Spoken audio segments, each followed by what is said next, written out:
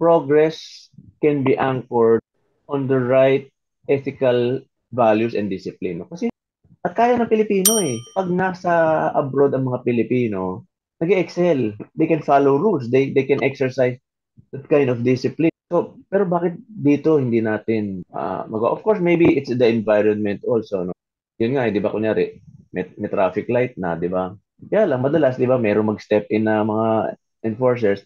They're acting in good faith, no? I would want to believe that. Override the traffic light. Na umaandar pa rin naman, umaandar, no? Sana man lang, pag ganun, at least they put it on blinking mode Yeah. or turn it off altogether, no? Kasi sa psychology, meron na tawag na cognitive dissonance. Pag yung nakikita mo, hindi nagmamatch dun sa na-experience, You'll get kakaroon confused. ka, you'll get confused, no? Mhm. To the point na naging issue to dati, no? Bakit daw nagbinibit nila yung red light? Anong sagot ng mga driver? I think mga taxi driver interview, no?